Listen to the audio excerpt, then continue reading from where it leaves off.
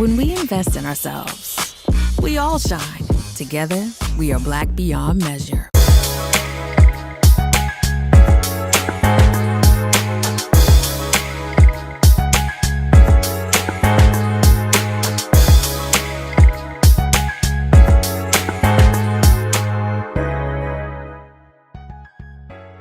I'm Deborah Owens, America's Wealth Coach, and it's time to get wealthy.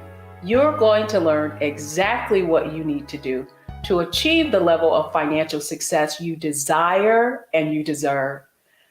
Are you like so many people who are sitting in your job feeling undervalued and underappreciated? Well, apparently you're not alone, because according to the Great Resignation, there are millions of people leaving their jobs because they're no longer chained to a desk. They might even take multiple jobs and work virtually, or so many are actually starting their own businesses. So what do you need to do to really take ownership of your financial success? Shift from what on Get Wealthy we call the wealth mindset and take ownership of your financial success? Well, here's what we want you to know that they don't want you to know. First of all, listen, you are not your job. And then secondly, what you do, your skill set, it can be monetized. And then finally, you can actually do well and do good. Well, that was our guest today, her situation. She was sitting in a job feeling like so many people. She had really done a great job, had been given a director's role, but not the compensation that came along with it. So what did she need to do to really take ownership of her financial success and not allow that emotion that many folks are feeling to really prevent her from actually realizing her potential? Well, that's exactly what we're going to discuss today. And it all begins with what we call on Get Wealthy mindset, strategy, and execution. So let's welcome our guest to our show today, Dr. Tisa Silver-Kennedy. Thank you so much for joining us on Get Wealthy and sharing your story. Thank you so much for having me, Deborah. I'm happy to be here. Excellent. So first, I gave our audience certainly some background, but tell folks just a little bit about yourself. What do you do? So I am the founder of Silver-Kennedy and Associates, which is a higher education research and consulting firm, which you helped me start when I came to you years ago, feeling just frustrated, somewhat trapped, and really wanting more for myself in my role, but also more in compensation. So I started the for-profit business focused on my skill set in research and higher education, particularly dealing with student loan debt. And that mission, my personal mission, has evolved, and I recently founded a nonprofit organization called the Maryland Center for Collegiate Financial Wellness. But before we go any further, I have to stress that you were instrumental in planting that seed within me to let me know that it wasn't crazy to think about leaving a steady job with a steady paycheck and excellent benefits to do something more, to do something that I felt like I was called to do that could be monetized. So thank you. Oh, well, I love that. Well, that's a great segue into our next part of this program, and that is mindset, strategy, execution. So what Tisa had to learn was exactly what she needed to do to take ownership of her financial success and not allow her circumstances to really dictate what she could realize. And then secondly, it's strategy. What she could do, what could she do with what she already had and take advantage of benefits she already had to kind of make that next move. And then finally, it's all about execution. How could she, as a mother, a student, really shift to this wealth mindset? Tisa could have it all, but she may not have been able to have it all at the same time. And so when we come back, we're going right into mindset, the attitude, beliefs, and behaviors that Tisa had to kind of shift from in order to really take that leap into business ownership. So when we come back, we're going right into mindset.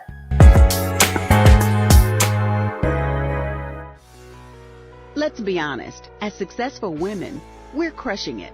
Maxed out 401k and Roth IRA? Check. Aggressive savings and investments? Check.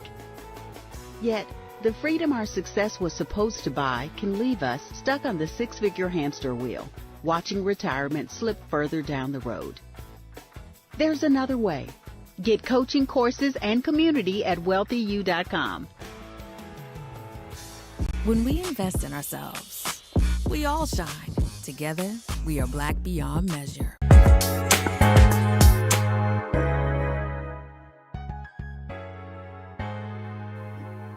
Welcome back, everyone. I'm Deborah Owens, and it's time to get wealthy, where we're talking about what you need to do to really take ownership of your personal, professional, and financial success.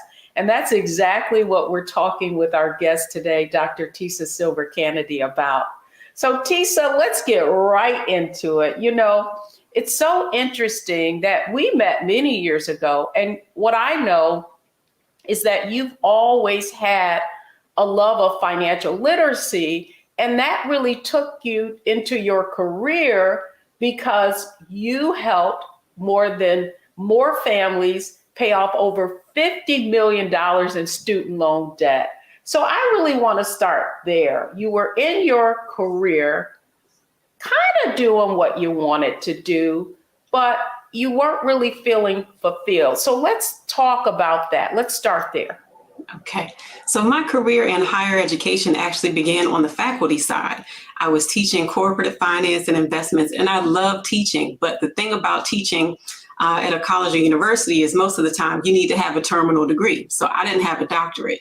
After 3 years, I found myself rejected from all the graduate schools that I had applied to, and with my contract terminated. And I just wondered, what am I going to do? I had no plans for unemployment. I had planned to be in school. So I was looking for jobs, and, being unemployed, sometimes you might think I'll take anything. But for some reason, I just had something inside me that was saying, no, look for something that you want. Look for something that you're passionate about and you can do well. And I found one job, and that was in a financial aid office as the assistant director of financial education and wellness. And in that role, I was able to counsel students through the decisions about how much student loans to borrow and also how to repay those loans after they earn their degrees. But when I was in that role, I felt like I was doing good work, and I know that I was doing the work well, but the need was just so much greater than just being in that one office. So I began to take on more and more work. I also was promoted a couple of times and made it up to the level of director. But at that time, I felt like I was being pulled away from the work that I was passionate about into other areas because of staffing needs. And I appreciated it because I was able to gain a lot of knowledge about financial aid, registration, lots of other areas of higher ed. But I felt like that wasn't the best use of my time. So I started to think, what can I do if I have a vision or even a personal mission that goes beyond one campus? And a couple of years prior to that, that's when I engaged you to say, you know what? I'm frustrated. I feel, undervalued, underappreciated, sometimes overworked, and I engaged you to help me repackage my experiences so that I could be compensated what I felt like I deserved for the work that I was doing and for the talents and the skills that I brought to the table. Well, you know what's interesting, Tisa, is in that role, like many people around you would have probably said to you, like, girl, what are you talking about? You're the director of this. You've got your degree. You're successful. Why are you dissatisfied? And so what I want you to kind of talk about just a little bit more is that mindset. How did you had done everything that you were committed to doing. And on the outside looking in, myself included, would have said, man, you're really successful. You're using your talents, you're adding value to others, you're making a difference.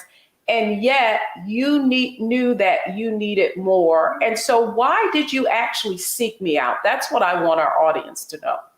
So I sought you out because I wanted more, and I couldn't put into terms exactly what I wanted or how to get there. So when I started to talk to you, you talked to me about the skills that I had. You talked to me about repackaging my resume so that it didn't read like a list of job descriptions, but it read more about me and what was so special about what I did with the job responsibilities that I had been entrusted with. And so for many people, I've had many people tell me, why are you, going for more? You got good benefits, you got a decent salary, you got a decent job. But sometimes I think people, when they hear the calling, when they receive the calling for what they're supposed to do, it makes them uncomfortable. And things happen that make it so that you can't stay in that space of comfort because you know that you're not doing exactly what it is that you were supposed to be doing. So I had these feelings.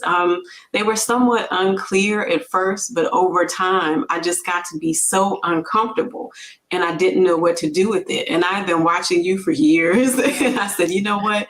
It's time for me to call in the experts because I have a very unique set of skills in this space of financial education and wellness, and particularly advising people through the repayment of student loan debt.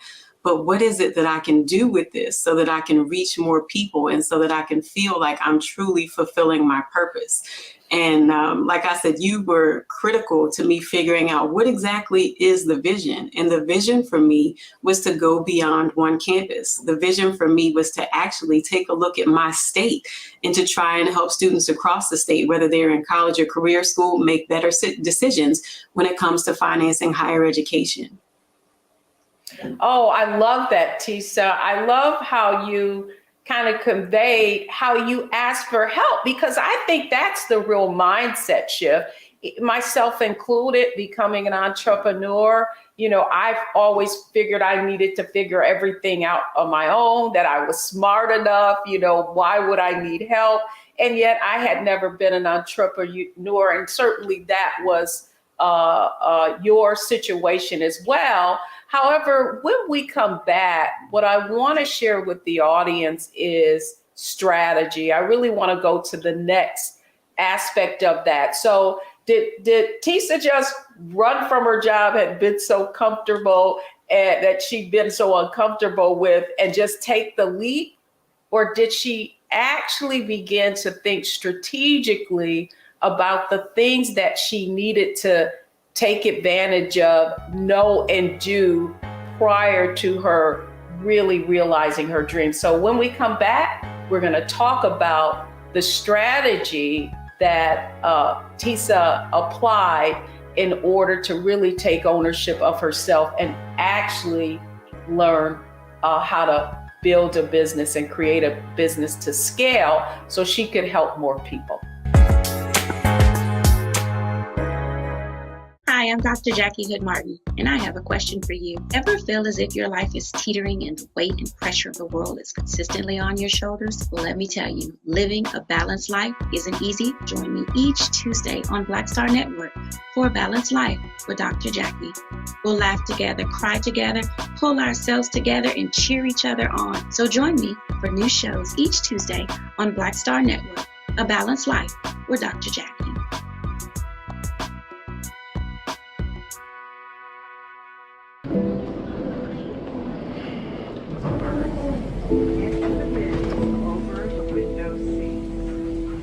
Are the only bins that will accommodate larger rollerboards.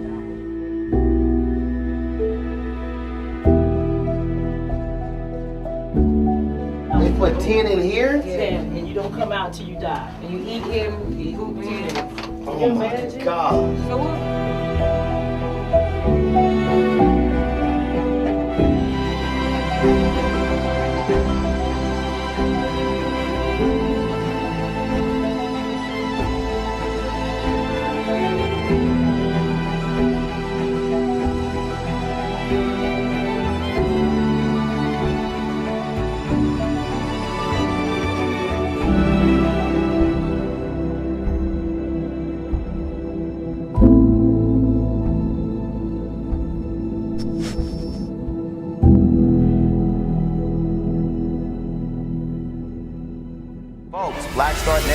is here. I'm real revolutionary right now. Support this man, Black Media. He makes sure that our stories are told. Thank you for being the voice of Black America, Roland. Stay black. I love y'all. All momentum we have now, we have to keep this going. The video looks phenomenal. See, this difference between Black Star Network and Black-owned media and something like CNN. You can't be Black-owned media and be scared. It's time to be smart. Bring your eyeballs home. You dig?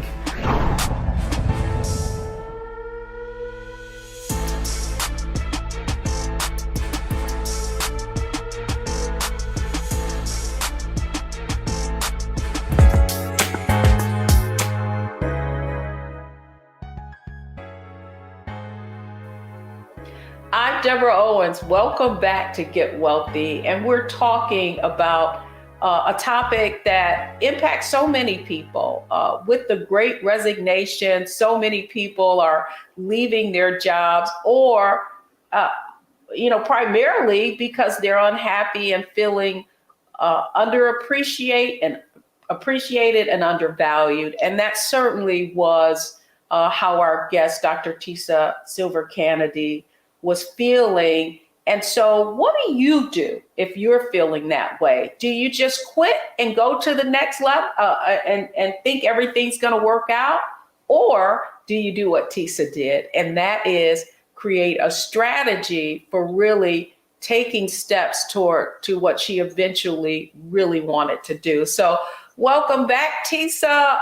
It's interesting. I love, I can recall your journey.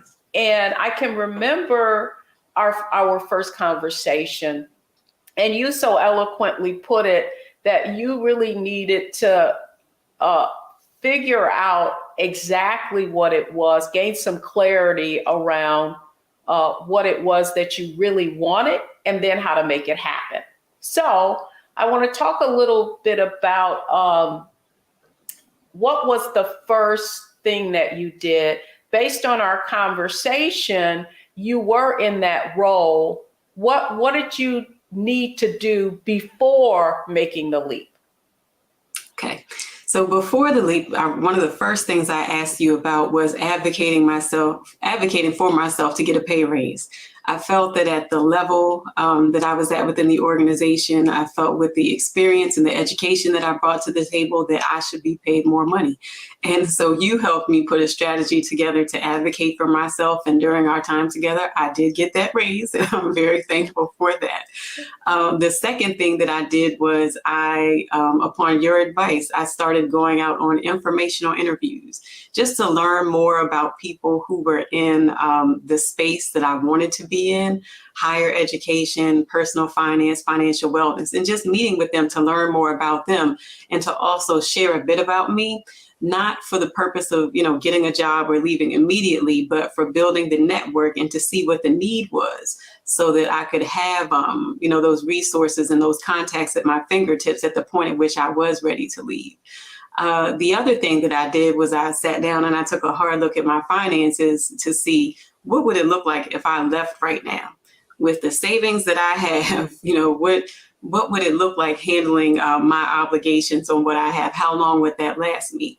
And when I basically took a look at the resources, the personal contacts, as well as the money that I had available, I said, I need to stay a bit longer and save, but also complete my doctorate. And one of the benefits that was available to me at the time was tuition remission, which meant that my employer paid for the bulk of my tuition. I was responsible for fees. So I set a date right there. If I do go, it will have to be after I complete this degree because I'm not going to go into student loan debt in order to earn it.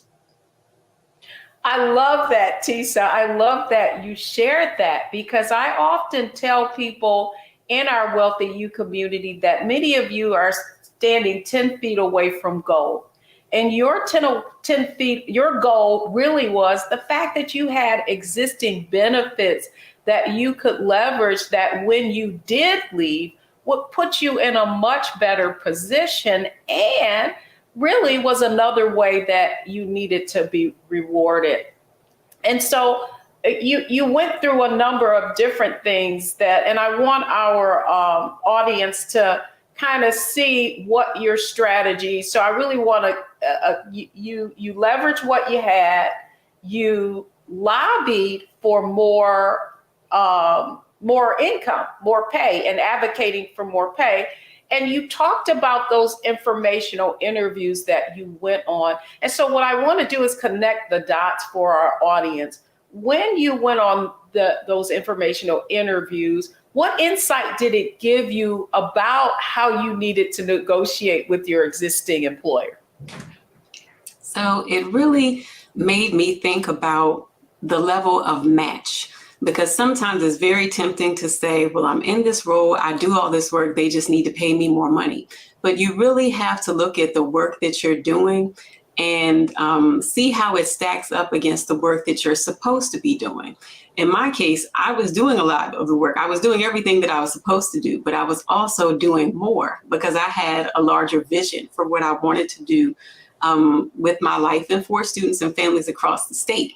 But I also had to kind of reconcile in my mind that just because I was doing all of these extra things, it doesn't mean that it's the employer's responsibility to take that journey with me. It doesn't mean that because I'm doing all of this extra work beyond my responsibilities that they had to compensate me for that, because from their view, that wasn't necessarily a part of the deal. So I had to kind of, I guess, lower my ambitions a bit and humble myself to say, well, yes, there are two sides of this. One is that you need to be compensated for what you're doing. But the other side is you're doing way more than you signed up for. And you have to make a decision. Are you going to stay here and deal with what you've been given? Or are you going to take those talents, those skills, and flip it into something that can give you that satisfaction of meeting the moment with that vision? I love that, Tisa, because what I want people to understand is just because you're doing a lot of things doesn't necessarily mean that's of value to the organization. So you really need to be clear on that. And you also need to get clear on what is valuable to the organization. What can you lobby for? What can you advocate for? And what that really requires is sometimes for you to get outside of the organization so you can see what other people are doing.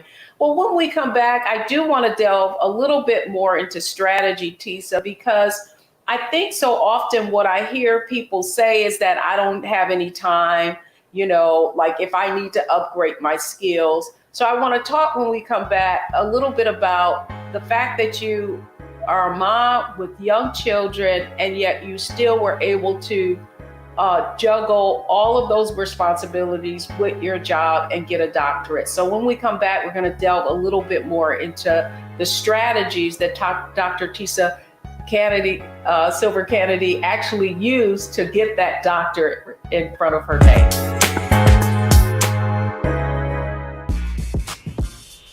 When we invest in ourselves, our glow, our vision, our vibe, we all shine.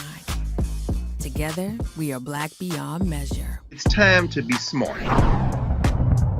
Roland Martin's doing this every day. Oh, no punches! Thank you, Roland Martin, for always giving voice to the issues. Look for Roland Martin in the whirlwind, to quote Marcus Garvey again. The video looks phenomenal, so I'm really excited to see it on my big screen. Support this man, Black Media. He makes sure that our stories are told. See, this difference between Black Star Network and Black-owned media and something like CNN. I got to defer to the brilliance of Dr. Carr and to the brilliance of the Black Star Network. I am rolling with Roland all the way. Honored to be on a show that you own. A black man owns the show. Folks, Black Star Network is here. I'm real revolutionary right now. Roland was amazing on there. Stay black. I love y'all. I can't commend you enough about this platform that you've created for us to be able to share who we are, what we're doing in the world, and the impact that we're having. Let's be smart. Bring your eyeballs home. You can't be Black-owned media and be scared. You dig?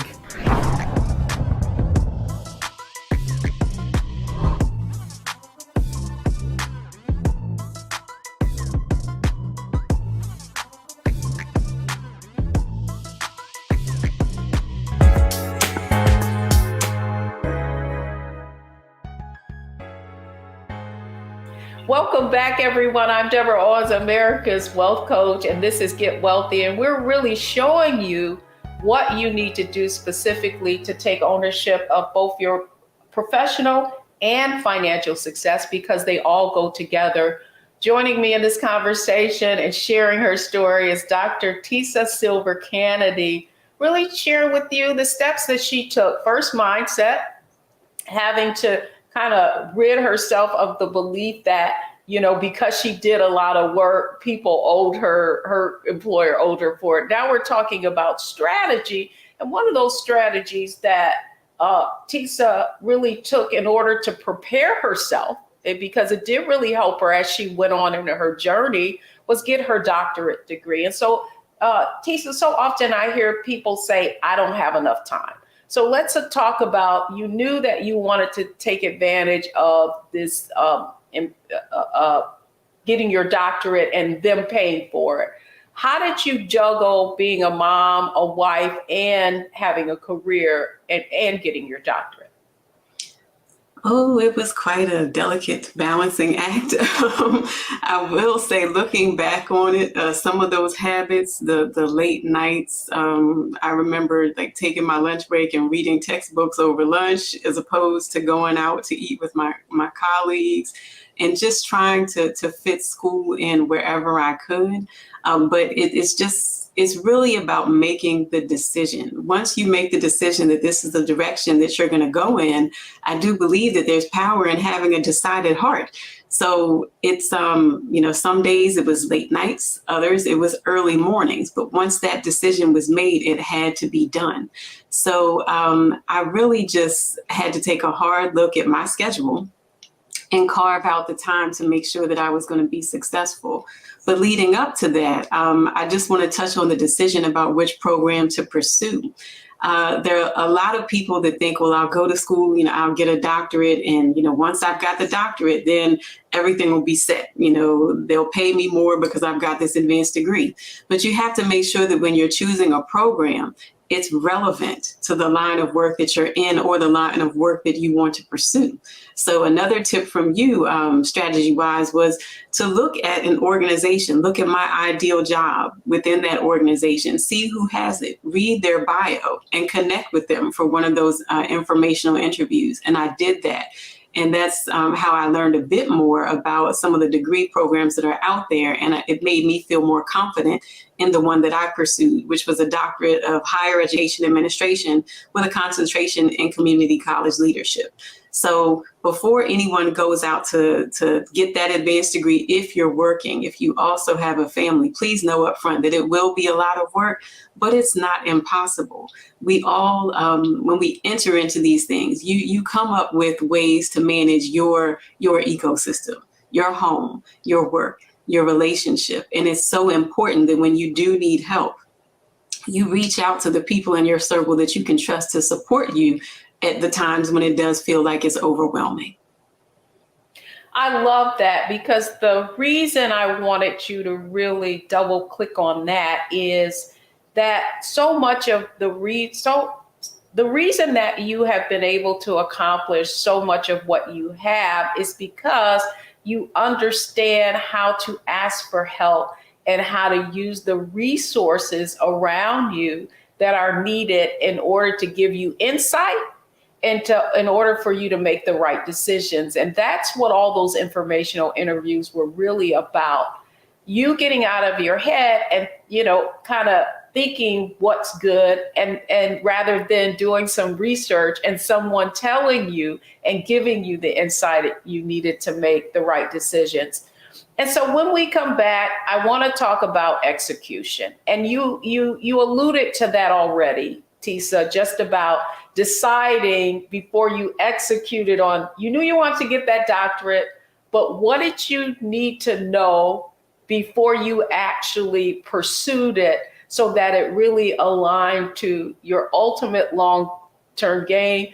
And I want the audience to know that in Wealthy You, we call that the difference between playing checkers and chess.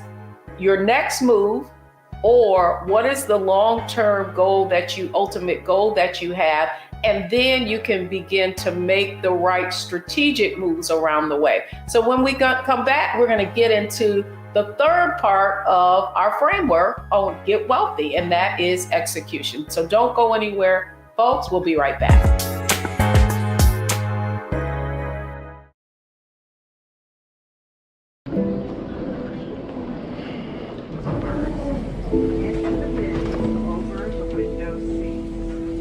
These are the only bins that will accommodate larger rollerboards.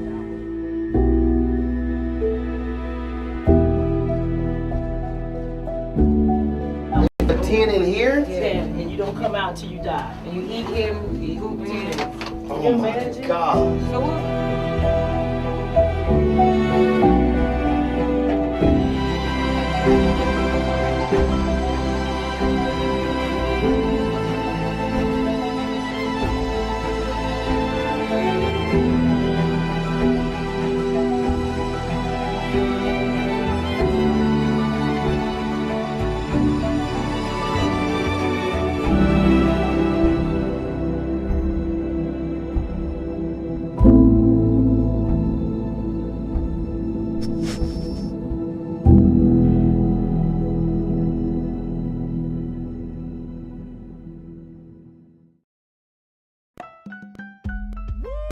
We're all impacted by the culture, whether we know it or not. From politics to music and entertainment, it's a huge part of our lives, and we're going to talk about it every day right here on The Culture with me, Faraji Muhammad, only on the Black Star Network.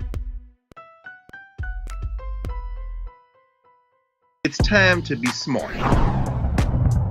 Roland Martin's doing this every day. Oh, no punches! Thank you, Roland Martin, for always giving voice to the issues. Look for Roland Martin in the whirlwind, to quote Marcus Garvey again. The video looks phenomenal, so I'm really excited to see it on my big screen. Support this man, Black Media. He makes sure that our stories are told. See, this difference between Black Star Network and Black-owned media and something like CNN. I got to defer to the brilliance of Dr. Carr and to the brilliance of the Black Star Network. I am Roland with Roland all the way. Honored to be on a show that you own. A black man owns the show. Folks, Black Star Network is here. I'm real revolutionary right now. Like, wow, Roland was amazing on that. Hey, Black, I love y'all. I can't commend you enough about this platform that you've created for us to be able to share who we are, what we're doing in the world, and the impact that we're having. Let's be smart. Bring your eyeballs home. You can't be Black-owned media and be scared. You dig?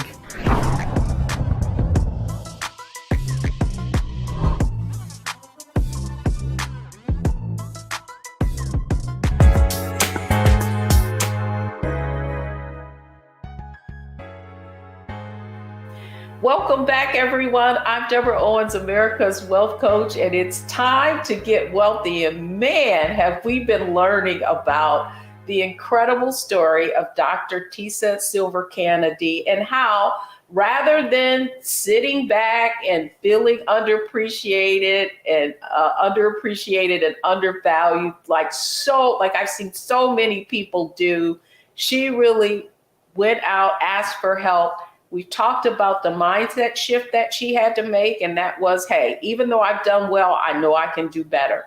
We talked about strategy, her really looking at what were the resources that were available to her. And now we're going to talk with her about how she executed on all this strategy. So, Tisa, thank you so much for giving people, walking them through your process really for how you have been able to achieve what you wanted to. Now, we talked about earlier in the program you shared that not only did you start a consulting business and that doctorate, right? I want to ask what role having that doctorate played in once you did launch the for-profit side of your business in you being successful. Okay, so the doctorate definitely adds an additional layer of credibility And if you're working in higher ed, I mean, it's a space where people go to earn degrees and credentials. So if you're going to be, an expert in that area, then it helps to have a doctorate in front of your name. In my case, I wanted to share that my first client was actually from a group that I volunteered with in my prior role. So we've been working together for the cause of financial wellness on campus. And there were actually two people that were having a conversation about me that I had no clue about. And they wanted to know what's happening in the state of Maryland in the way of financial education and wellness. Who knows what's happening on all of these campuses? And one of the people said, you know what? I bet Tisa could find out. Too bad she's got a job, though, because this would be a full-time kind of thing. So little did they know that at the same time, I was thinking, you know what? We can bring people together in this state across the campuses, and we could do more together than I could do by myself on one campus. But my problem again was who's going to pay me to do that?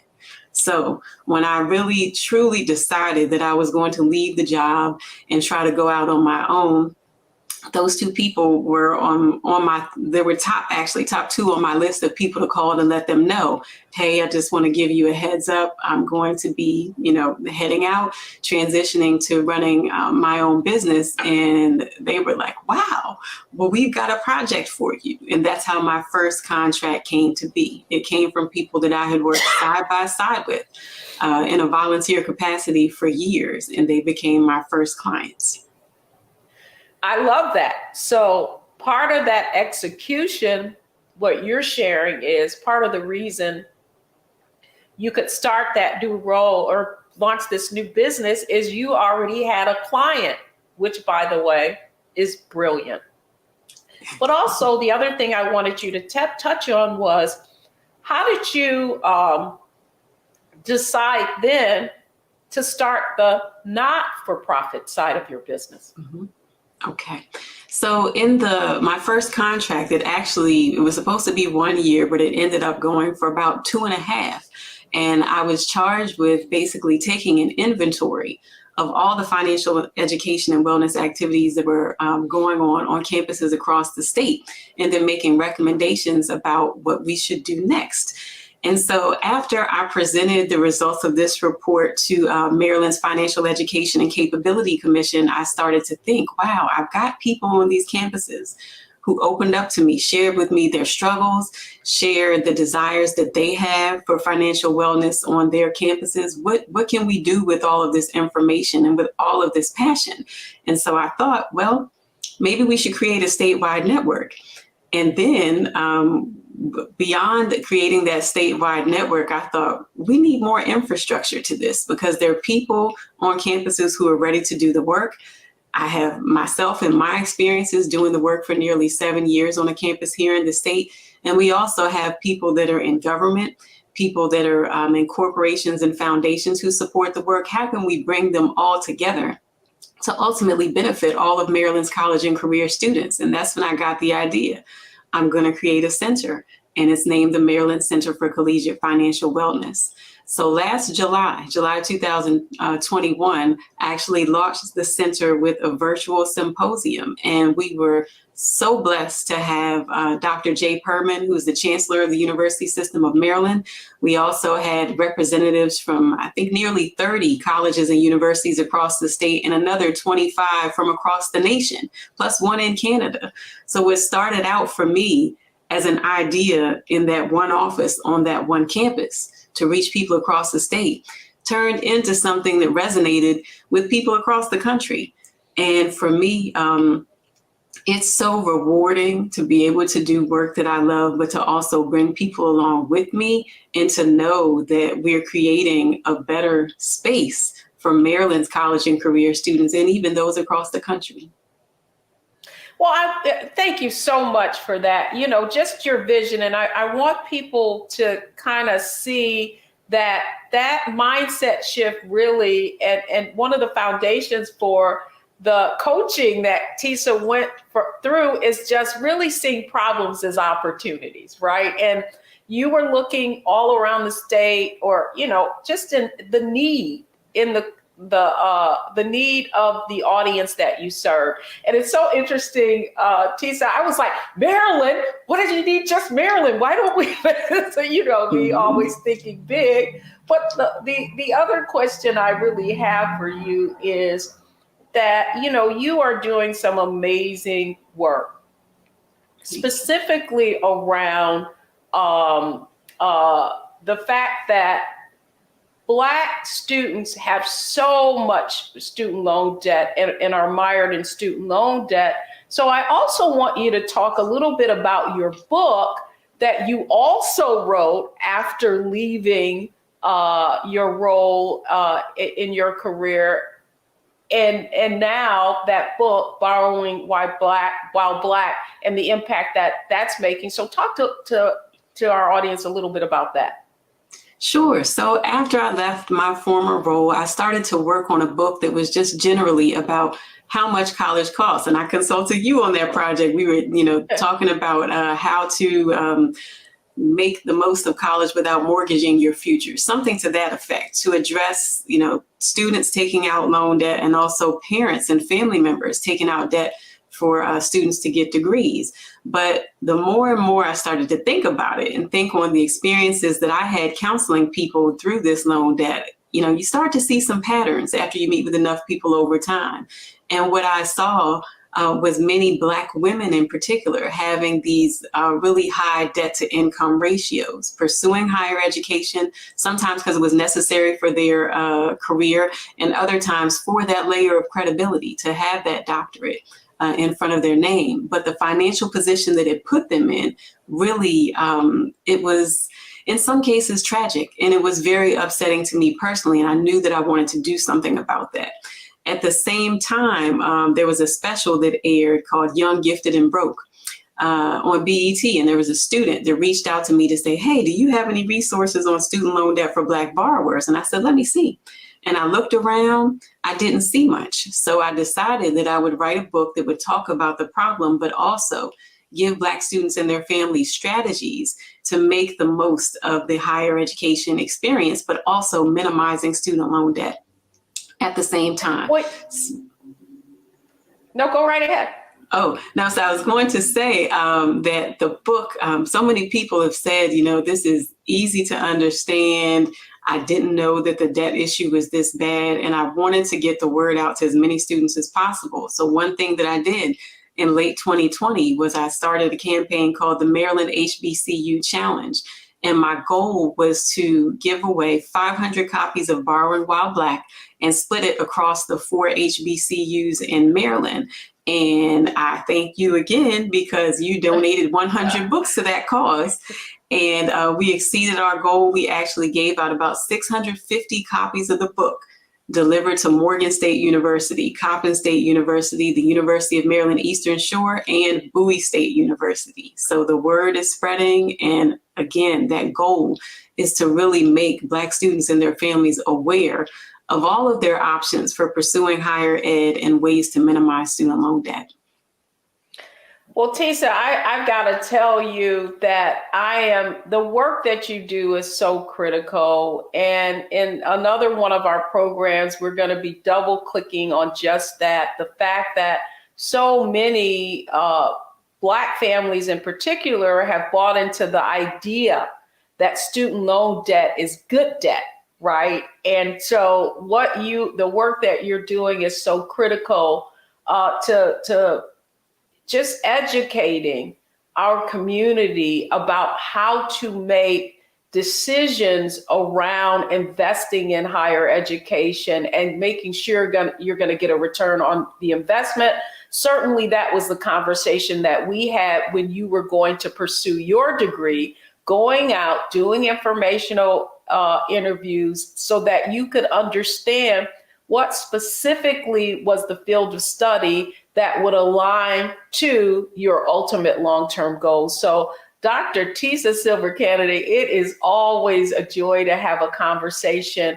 And let me just say how proud I am of the work that you're doing and the fact that you have taken the leap and you're getting wealthy by not only doing well, but doing good. So just a final word of encouragement to our audience today? I just encourage them to not be afraid to ask for help. I know that for many years, I sometimes felt like asking for help was a sign of weakness on my part. I just thought, I have to figure it out. I have to get it done. I'll do it myself. But if you go that route, you're going to find yourself taking so much more time, using so much more energy, and losing out on the opportunity to go farther and to learn from people who have more knowledge or experience in certain areas that could benefit you. So please do not think that asking for help means that you're weak. It actually means that you're wise enough to know that you can't handle everything on your own, and that's perfectly okay. Oh, that's fantastic. Well, Dr. Tisa Silver Kennedy, thank you so much for joining us on Get Wealthy. And when we come back, we're going to break down exactly the process of how she was able to analyze, optimize, and maximize in order to achieve her ultimate goal of creating the kind of financial success that she desired and deserved. Pull up a chair, take your seat. The Black Tape with me, Dr. Greg Carr, here on the Black Star Network. Every week, we'll take a deeper dive into the world we're living in. Join the conversation only on the Black Star Network. When we invest in ourselves, we're investing in what's next for all of us. Growing, creating, making moves that move us all forward. Together, we are Black beyond measure.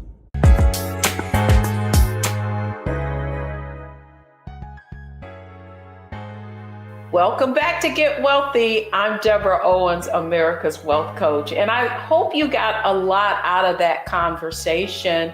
Really, that, hey, in order for you to achieve financial success, you've got to take ownership of it. And so I want to just review the process that Dr. Tisa Silver Kennedy used in order to launch her own business and launch a nonprofit. Now, the first step really was analyze. I mean, I want to ask you, on a scale of 1 to 10, how fearful are you of leaving your employer? Well, what really will diminish a lot of that fear is that you optimize what you have currently. And so in Dr. Tisa Silver Kennedy's case, she looked around, had benefits, and her employer would pay for her doctorate. And that was another credential that she would need in order to realize her dream. And then finally, she had to maximize all of her resources.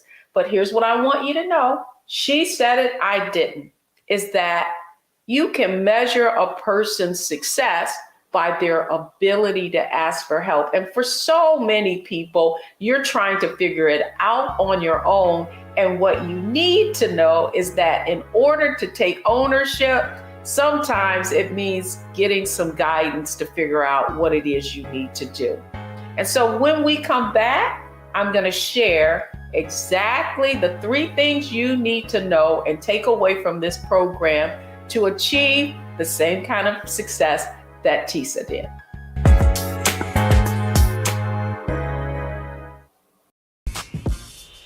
When we invest in ourselves, our glow, our vision, our vibe, we all shine. Together, we are Black beyond measure.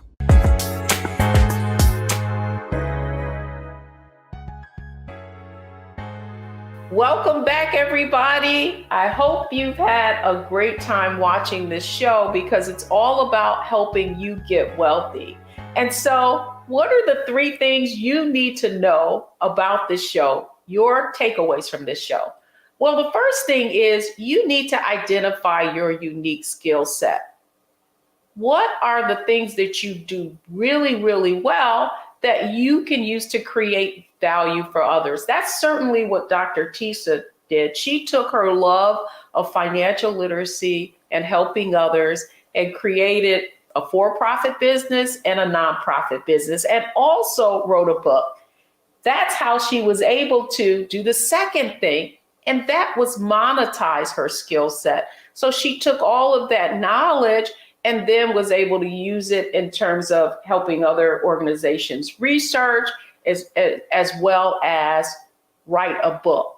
And so the third aspect is that if you're going to systemize or scale, or if you're going to scale any business, you have to systematize it. So as you heard in Dr. Tisa's case, she thought about all of the other organizations and stakeholders, if you will, who had a interest in helping minimize and diminish the type of struggles that students are having with student loan debt. So here's all I want you to know is that if Tisa can do it, you can do it.